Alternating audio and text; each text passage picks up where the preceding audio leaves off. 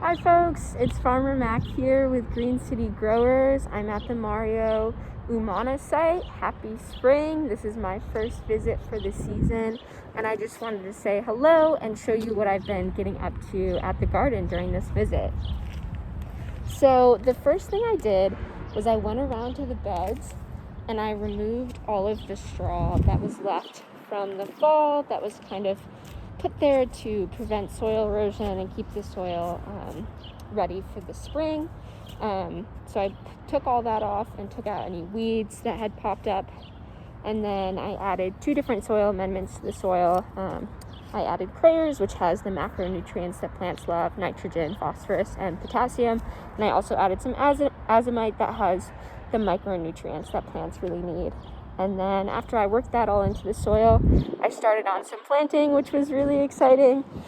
So I uncovered some rosemary that's growing back from last season, as well as some thyme. And so I planted in some more herbs here. I planted in some sage and some more lavender, as well as some mint and parsley. I really like herbs because they put on, not only are they delicious and great for cooking, but they also put on some really beautiful flowers later on in the summer that pollinators really love. And I know that last year you folks had a lot of flowers here, so I wanted to keep that going. Speaking of, I added some violas. I haven't really planted out much in this bed yet. Probably plant on next visit, maybe bring some broccoli along and anything new that we have in the greenhouse. In this bed, I planted some kale. We have some curly leaf, some red Russian, along with some Toscano kale. So a nice variety there. And then I also planted in 2 different varieties of radishes here, and then also 2 different varieties of carrots, which are lovely spring crops. And then I planted in some arugula transplants, but also seeded some arugula.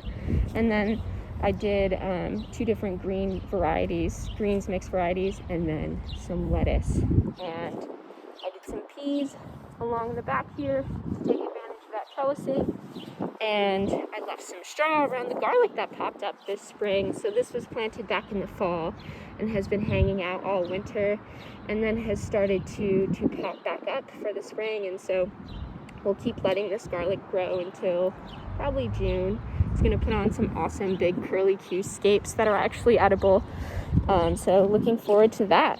But that is what I got up to at the garden today. Like I said, I'm so excited to be working here, and I will check back in with y'all in 2 weeks and let you know what I've been doing.